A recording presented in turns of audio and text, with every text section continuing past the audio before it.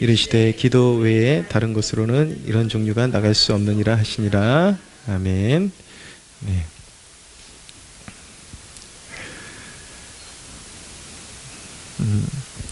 네.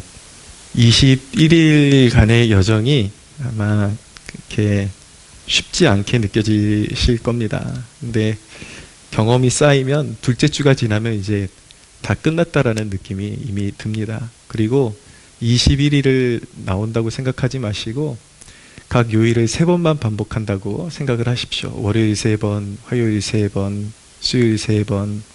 예, 저는 오늘 기분이 좋습니다. 수요일 한 번만 더 하면 이제 끝나기 때문에 네, 그렇게 하시면 조금 더 무거운 짐을 덜을 수 있으리라고 생각이 됩니다. 오늘 우리가 잘 알고 있는 본문입니다. 어떤 간질을 일으키는 귀신에 붙잡힌 아이의 그 아버지가 이제 예수님께 나와서 귀신을 쫓아달라고 하소연하는 대목인데, 이게 변화산 그 기사와 연결되는 선상에 있습니다. 근데 예수님이 이렇게 제자들 셋과 함께 내려오시니까 그런 이제 이런 상황이 벌어지고 있는 거예요. 근데 가만히 보니까 제자들하고 서기관들하고 논쟁이 붙었습니다. 오늘 말씀해 보니까 변론했다라고 말씀하고 있는데, 어떤 상황이냐면 귀신을 쫓으려고 나름 노력해 봤는데 나가지 않으니까 이제 변론을 하고 있었던 것입니다. 변론했다, 논쟁했다.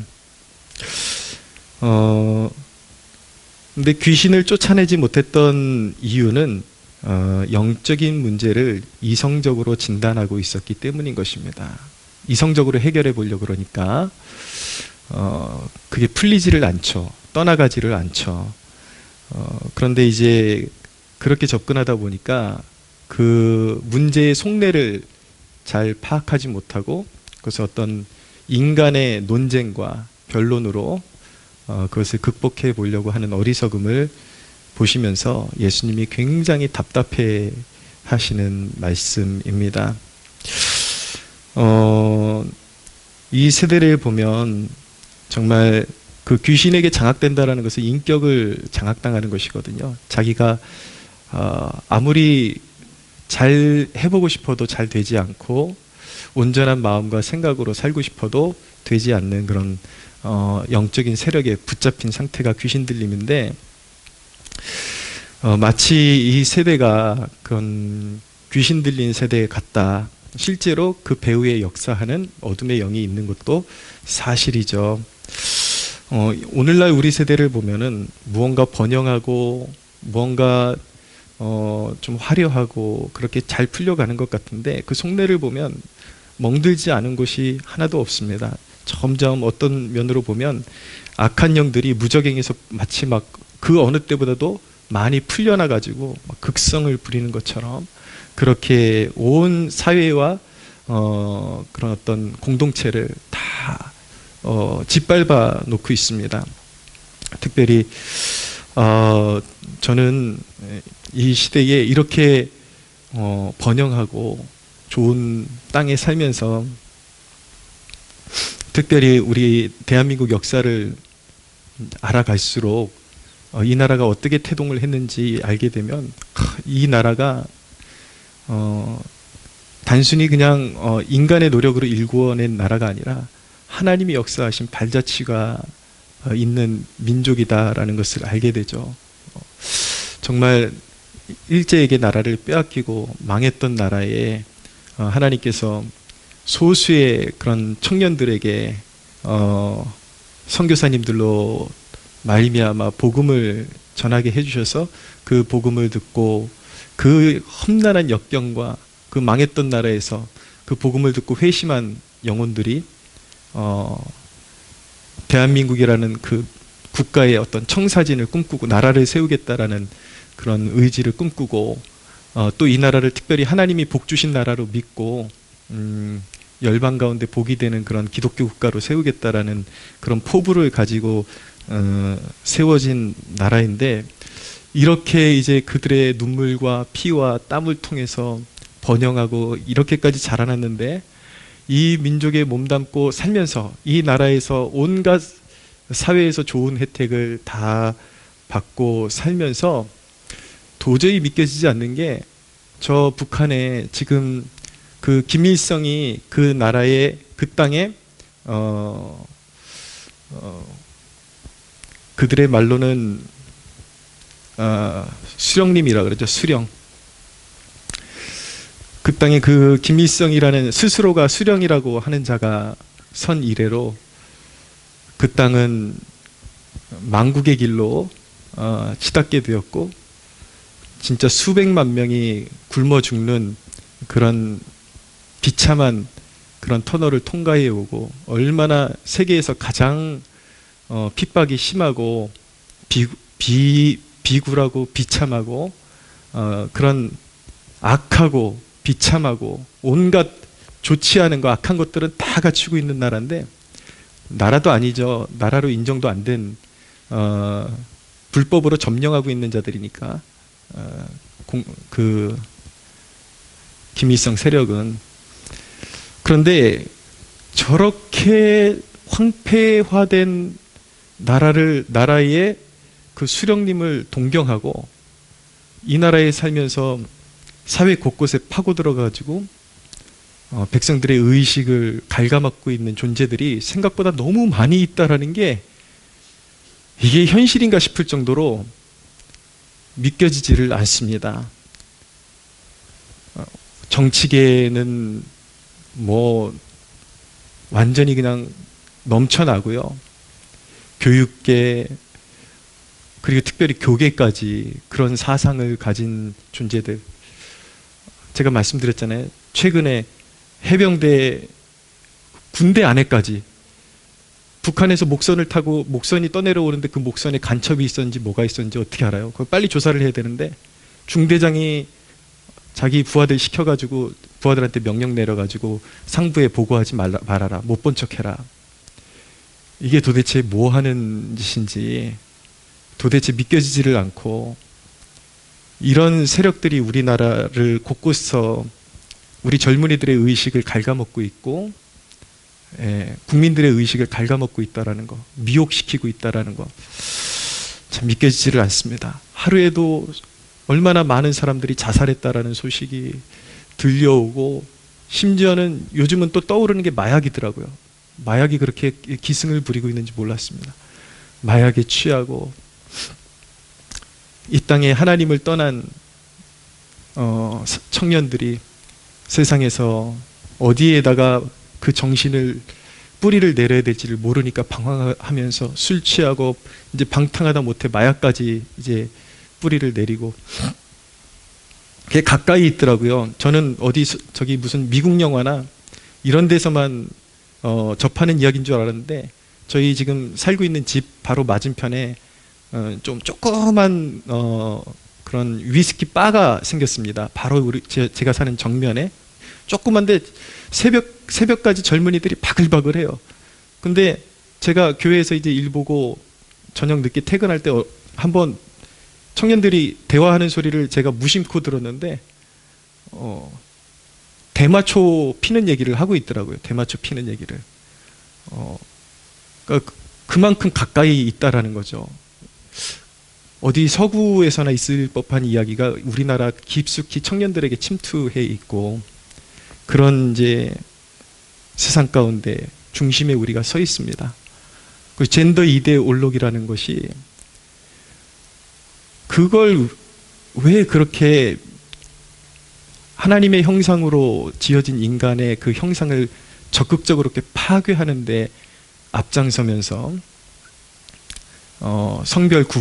성별을 혼란하게 하고, 그런 더러운 짓거리들이 이제는 어디 외부 세계에서만 접할 수 있는 이야기가 아니라, 이제는 그 법안을 계속 통과시키려고 계속 시도를 하고 있고, 너무 우리 가까이 와 있다라는 것을 알게 됩니다. 그런데 우리가 알아야 되는 것은 그 배후에 악한 세력이 있다라는 것입니다. 악한 영과의 싸움이 도사리고 있다라는 것입니다.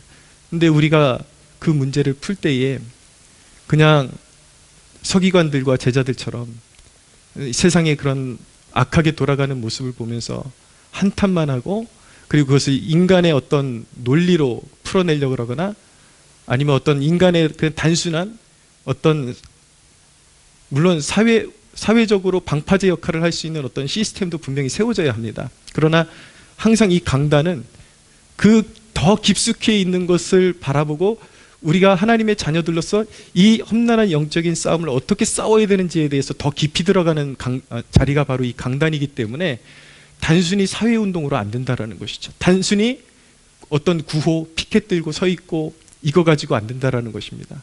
왜냐하면 그 사회를 붙잡고 있는 악의 세력의 그 저항이 너무나도 세고 작정하고 달려드는 세력들이기 때문에 그것을 단순히 인간의 논리로, 인간의 힘으로 결코 이길 수 없다라는 것입니다. 근데 그것을 인간의 논리로 접근하면 반드시 실패할 수밖에 없는데, 오늘 예수님께서 이런 악한 시대 가운데 이 배후에 역사하는 어둠의 세력들을 어떻게 이길 수 있는지에 대한 통찰을 우리에게 주고 계시는 것입니다.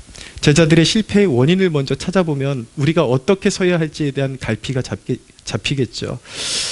예수님께서 제자들이 어떤 문제가 있다라고 말씀하셨냐면 19절에 대답하여 이르시되 믿음이 없는 세대여, 내가 얼마나 너희와 함께 있으며 얼마나 너희에게 참으리요, 그를 내게로 데려오라 라고 말씀하셨습니다. 예수님께서 제자들에게 질책하신 것은 믿음이 없는 세대여, 믿음이 없는 세대여. 심지어는 주님은 믿음이 없는 것을 평가하실 때 패역한 것이다 이렇게 평가를 하십니다. 믿음의 문제입니다.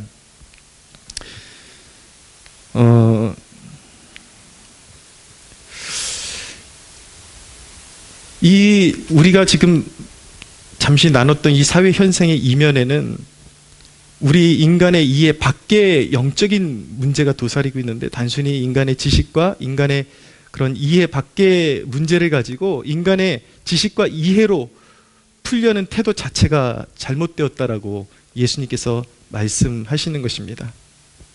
믿음이 없이는 결코 이 문제를 해결할 수 없다라는 것을 가르쳐주고 계신 것이죠. 믿음이라는 것은 몇 가지를 우리가 신뢰할 때 우리의 믿음이 굳건하게 세워지는데, 첫째는 무엇이냐면 주님이 다스리신다라는 것입니다. 이 요한계시록과 계속 이렇게 관통하는 것입니다. 성경의 주제가 계속 관통합니다. 주님은 알파와 오메가시고 역사의 주관자가 되시죠.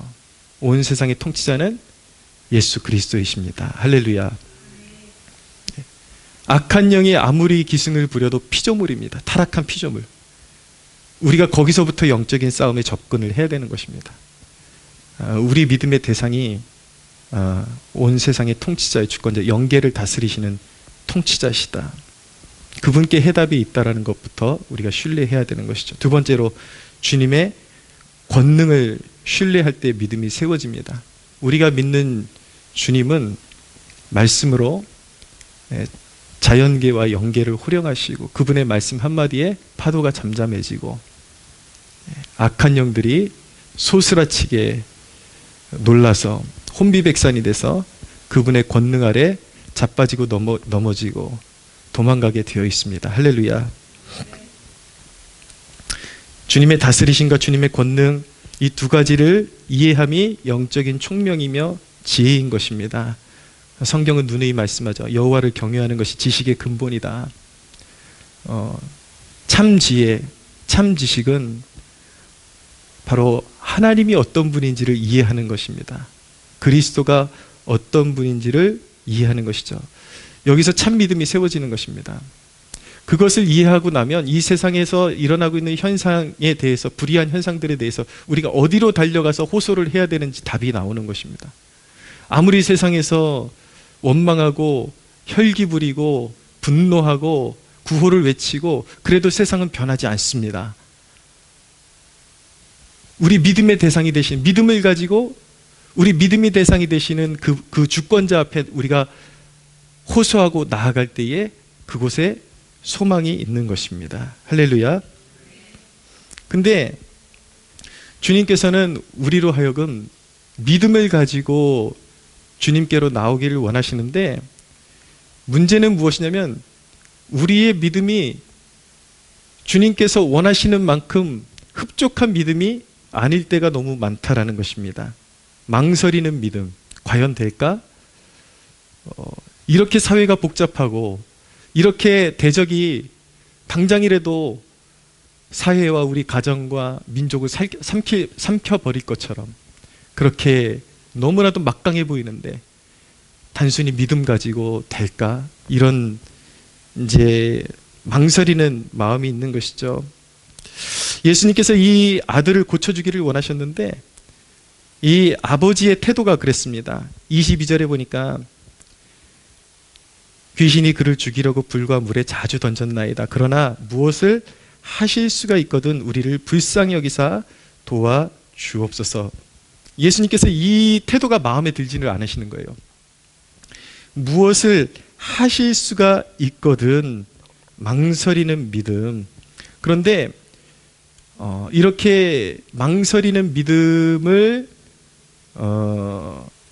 일으키는 요소가 있습니다. 그것이 무엇이냐면 바로 오랜 연단이라는 것입니다. 보니까 21절에 보면은 예수님께서 이 아이가 언제부터 이렇게 귀신에 시달렸냐, 그러니까 어릴 때부터나이다 라고 대답을 하고 있죠. 어린 시절부터 너무나도 오랜 기간 동안에 아이가 이렇게 붙잡혀서 아프다 보니까 아예 나을 수 있다라는 그 믿음을 너무 갖기가 힘든 것이 사실이었던 것입니다. 어떤 면으로는 참 이해가 갈 만하죠. 우리의 믿음을 저해하는 것이 바로 이것입니다. 오랜 연단, 아무리 몸부림쳐 봤어도 잘 되지 않았던 그 유구한 세월이 우리를 약하게 하고 믿음을 약화시켰던 것이죠. 그러나 주님은 이 아이 아버지의 망설임을 책망하셨습니다. 책망하시고 동시에 격려하셨습니다. 그리고 확고한 믿음을 가지라고 요구하셨습니다. 그 대목이 바로 23절입니다. 예수께서 이르시되 할 수 있거든이 무슨 말이냐? 믿는 자에게는 능히 하지 못할 일이 없느니라. 아멘. 할렐루야.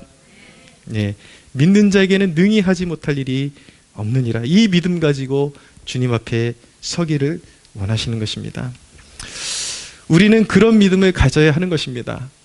오랜 기도 생활 동안에 아직까지 눈에 보이는 게 없어도 믿음은 바라는 것들의 실상이라고 말씀하셨는데 하나님의 때에 이루어질 일들을 믿음이라는 것은 그것이 아브라함에게 아들을 주시겠다고 약속하시고 25년이 걸린다 할지라도 믿음이라는 것은 25년 후의 일을 지금 내 앞에서 이루어진 것처럼 하나님께서 이루어 주신 것처럼 그렇게 바라고 선포하는 것이 믿음이고 그것이 주님께서 우리에게 요구하시는 참된 믿음인 것입니다. 오늘 성령의 감화로 말미암아 우리의 약해졌던 믿음을 다시 세움을 받는 축복이 있게 되기를 축원합니다. 예, 믿음은 바라는 것들의 실상입니다. 믿음이라는 것은 그런 것입니다. 앞이 보이지 않아도 그것을 이미 너희가 믿고 구한 것은 이미 받은 줄로 믿으라. 할렐루야. 예, 그 믿음 가지고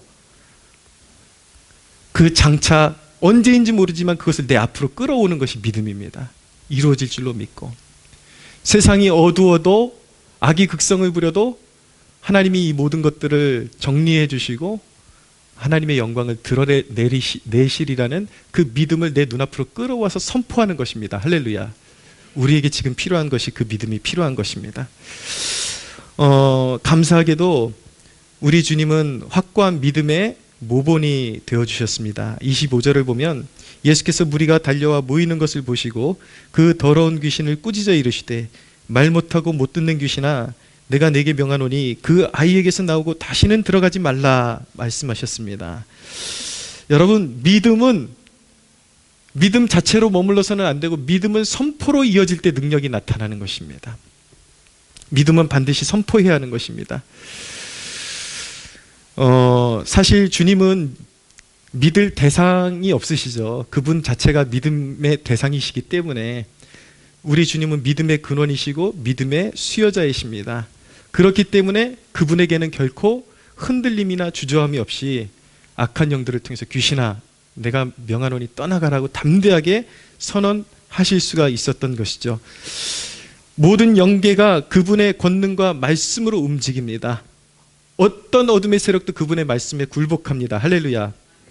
그분의 말씀은 반드시 이루어질 것입니다. 그러므로 믿음이라는 것은 그분의 그 확고하심을 믿고 그분의 이름의 권능을 의지해서 우리는 약하지만 흔들림이 없이 선포하시고 그 말씀을 이루시는 바로 예수 그리스도의 그 권능과 그 이름의 힘을 의지해서 우리는 선포하는 것입니다. 할렐루야. 사랑하는 여러분, 항상 믿음과 담대함을 가지고 선포하십시오. 믿음은 때때로 무모함을 요구합니다. 인간의 계산으로 될 것 같지 않아도 믿음은 담대히 선포할 것을 우리에게 요구하는 것입니다.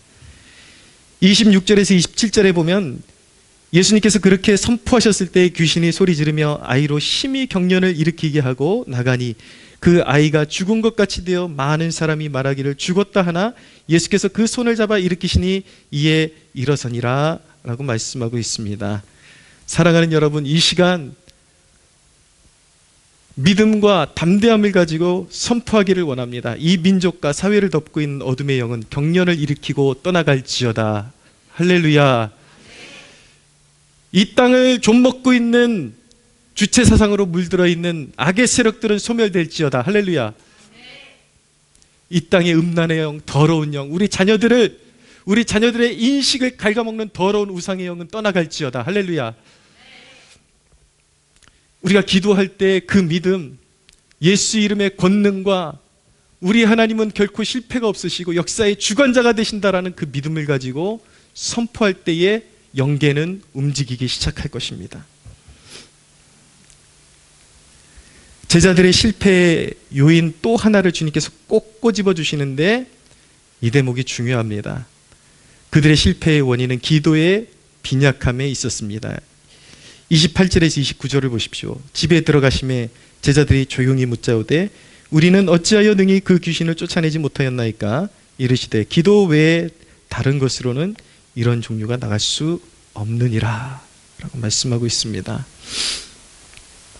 사랑하는 여러분, 영계를 움직이고 하나님의 강하심으로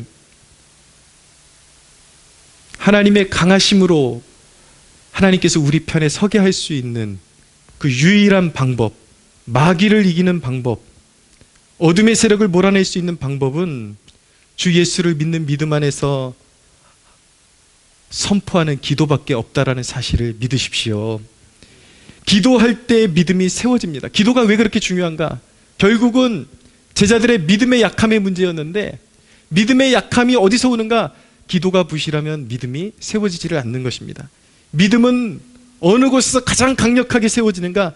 기도할 때 믿음이 세워지는 것입니다. 또 믿음이 기도로 선포되어질 때에 하나님의 권능이 나타나는 것입니다. 할렐루야. 사랑하는 여러분, 한 시대를 지탱하는 힘이 바로 교회의 기도에 있음을 믿으시기를 바랍니다. 그런데 여러분, 우린 죄인입니다. 참 하나님 앞에 부끄럽습니다. 옳은 소리 하는 사람들은 너무 많습니다. 신앙적으로도 옳은 개념을 말하는 사람들은 너무나도 많습니다. 한국교회가 너무 어둡다, 부패했다, 개교회주의로 흐른다, 우리 믿음이 이래서는 안 된다, 다 한마디씩은 옳은 개념은 너무나도 잘 이야기하는데 실제적으로 자기의 시간을 내서 정말 이 사회가 귀신 들린 사회 같고 악령에 붙들린 사회 같고 하나님의 자녀들의 마음을 상하게 하고 분노에 차게 만든다면 거룩한 의분을 가지고 하나님의 백성들이 마땅히 중보의 짐을 져야 할 책무가 있고 그것이 부르심이요 사명이건만 이 시대의 교인들은 입만 살아있지 결코 모이지를 않습니다. 시간을 내지를 않습니다.